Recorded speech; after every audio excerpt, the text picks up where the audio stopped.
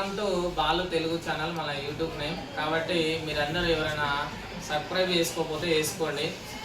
అయితే ఇక్కడ మనము ఈరోజు వచ్చేసి నీతి పరిమళాలు అనేటటువంటి సెకండ్ లాంగ్వేజ్ 10th క్లాస్లో ఉన్నటువంటి 5వ పాఠం లోపల ఆల్రెడీ మనము 2 పద్యాలను చెప్పుకోవడం జరిగింది. ఇప్పుడు 3వ పద్యాన్ని చూద్దాం.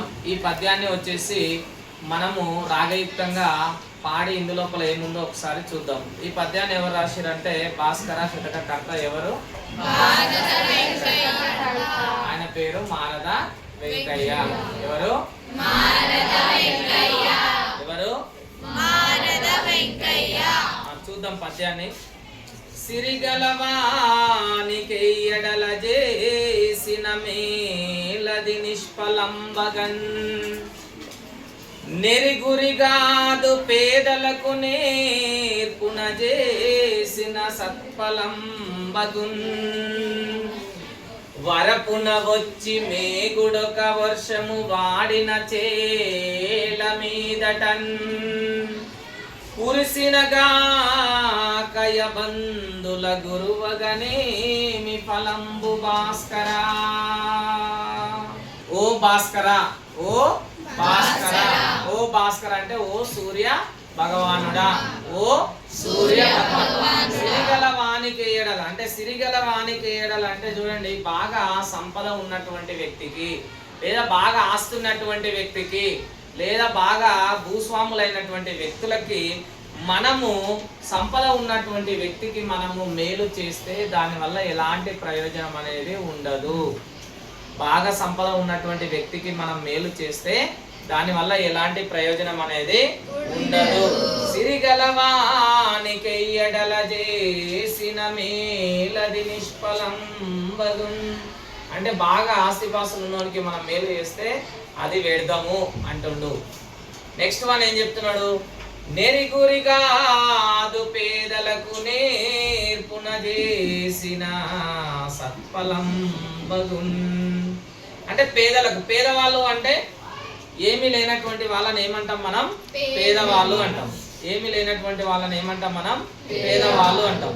మరి పేదవాళ్ళకు మనము మేలు చేస్తే దాని వల్ల ప్రయోజనం అనేది ఉంటుంది అని అంటున్నాం. పేదవాళ్ళకు మేలు చేస్తే ఏముంటుంది? దానివల్ల ప్రయోజనం ఉంటుంది.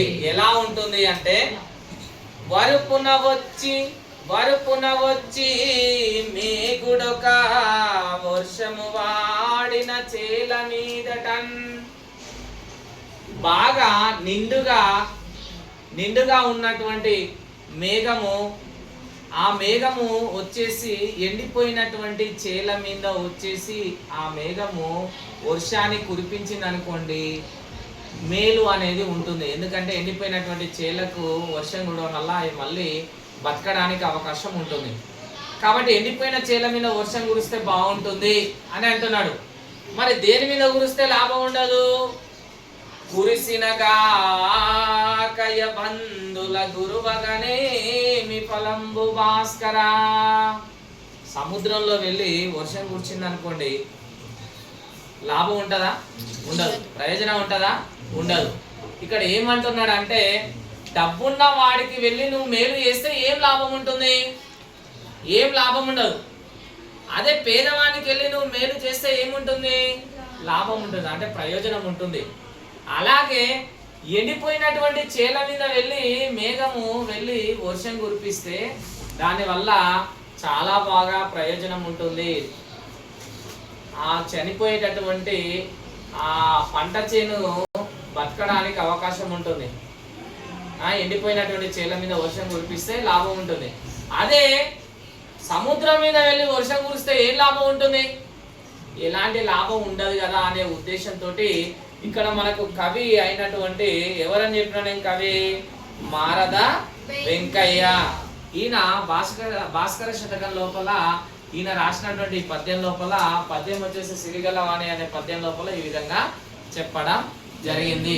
కాబట్టి మీరు ఈ పద్యం ఇంపార్టెంట్ పద్యం కాబట్టి మీరు కంఠస్థం చేయాలి. ఏం చేయాలి? కంఠస్థం చేయాలి, నేర్చుకోవాలి. పద్యం భావం 2 నేర్చుకొని రావాలి. ఓకేనా?